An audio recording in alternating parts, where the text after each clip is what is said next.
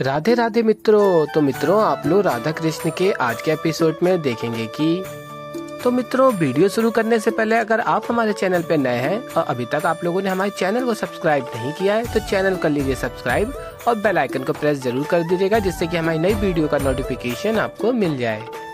तो मित्रों आप लोग देखेंगे कि महादेव देवी पार्वती को बताते हैं कि समय है महाआरंभ का, श्री कृष्ण के नवीन रूप का, राधा और कृष्ण की विशाल यात्रा का।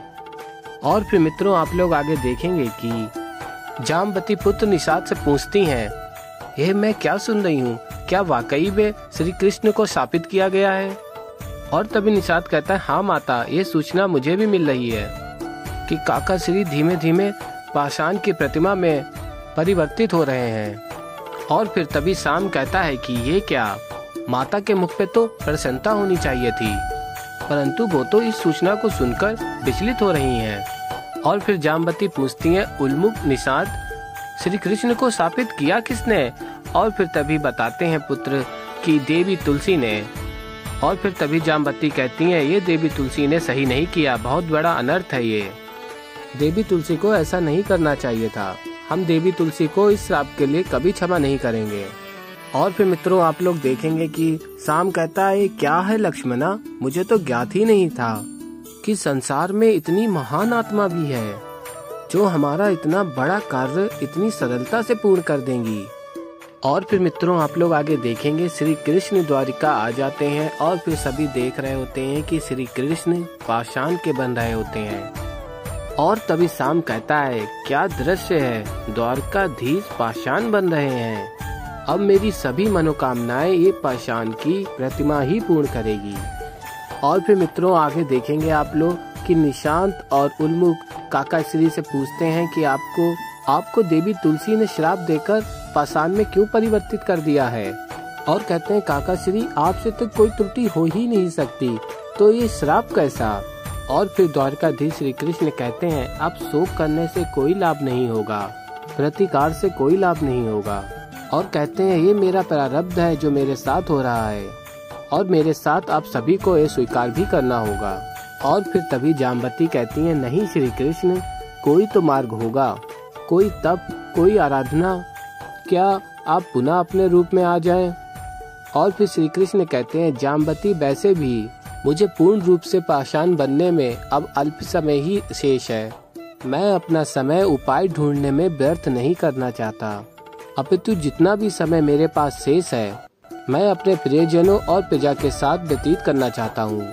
इसलिए मैं द्वारका लौट आया और अब जब मैं यहाँ हूँ तो और कहीं नहीं जाना चाहता। और फिर मित्रों आप लोग आगे देखेंगे और श्री कृष्ण सारी प्रजा और सबसे कहते हैं कि मैं सूर्य उदय तक एकांत में राधा के साथ समय व्यतीत करना चाहता हूँ। और फिर आगे आप लोग देखेंगे राधा कृष्ण से कहती हैं, कृष्ण आज से पूर्व मैंने इतना असहाय अनुभव नहीं किया।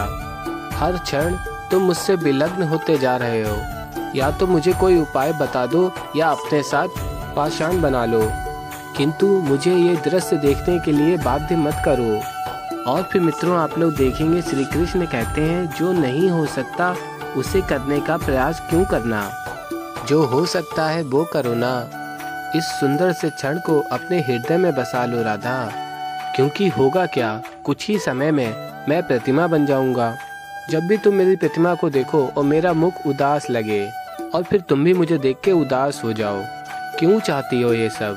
और कहते हैं, अभी अपने आंसू पोंछो और मुस्कुरा के विदा कर दो। और फिर तभी राधा अपने आंसू पोंछती हैं और कहती हैं, ठीक है। और फिर मित्रों आप लोग आगे देखेंगे कि कृष्ण पूर्ण रूप से पाषाण बन जाते हैं। और फिर तभी राधा देखती हैं तो वहाँ पे कृष्ण की प्रतिमा नहीं होती है। और फिर तभी राधा कहती हैं, कृष्ण की प्रतिमा कहाँ गई? कहीं कोई कृष्ण की प्रतिमा को ले तो नहीं गया? नहीं, मैं किसी को ले जाने नहीं दूंगी। और कहती हैं, अभी तो कृष्ण मेरे समक्ष था, अब यहाँ से कृष्ण की प्रतिमा कहाँ चली गई? और कहती हैं, तुलसी ये क्या कर दिया तुमने?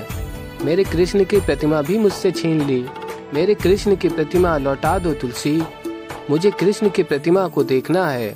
और फिर मित्रों आप लोग आगे देखेंगे राधा कहती हैं, हाँ कृष्ण, जो तुमने कहा था वो मुझे अब समझ में आ रहा है।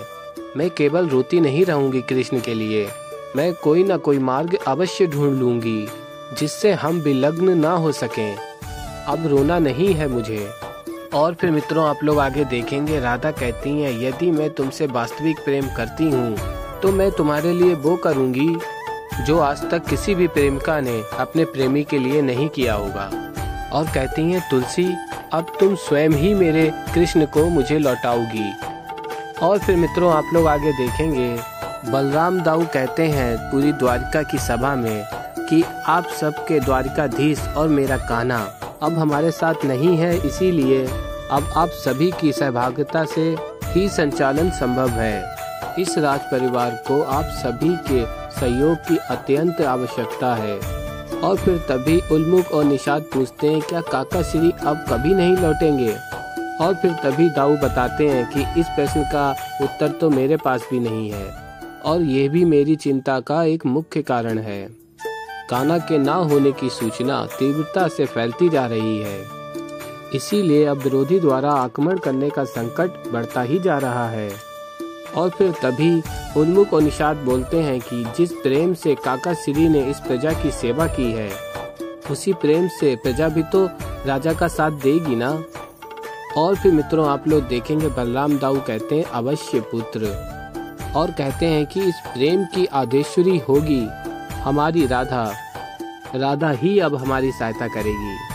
और फिर मित्रों आप लोग आगे देखेंगे, राधा एक नए रूप में आ जाती हैं और दाऊ से कहती हैं कि दाऊ अब कृष्ण यहाँ नहीं है तो मैं भी यहाँ से जा रही हूँ। और फिर तभी बलराम दाऊ कहते हैं किंतु राधा तुम ऐसे कहाँ जा रही हो। और फिर राधा कहती हैं दाऊ मैं द्वारका में ही रहूंगी, कहीं दूर एकांत में। और फिर तभी पुत्र निषाद कहते हैं श्री राधा हमें आपकी यहाँ आवश्यकता है। और फिर तभी राधा कहती हैं नहीं निषाद, इस समय सबसे ज्यादा आवश्यकता कृष्ण को मेरी है। और कहती हैं मैं द्वारका में ही किसी वीरान और प्राचीन मंदिर में ही साधना के लिए जा रही हूँ, आप सबसे दूर किंतु कृष्ण के समीप। और तभी दाऊ कहते हैं कान्हा के समीप, राधा तुम ये क्या कह रही हो। और फिर तभी राधा कहती हैं दाऊ बताइए ना ऐसा वीरान और प्राचीन मंदिर द्वारिका में कहाँ है। और फिर तभी बलराम दाऊ बताते हैं उत्तर दिशा में वन के मध्य रुद्र महादेव का एक मंदिर है, भय बस वहाँ कोई नहीं जाता। प्रचलित है कि रुद्र रूप में महादेव हैं वहाँ पर और कुपित हैं।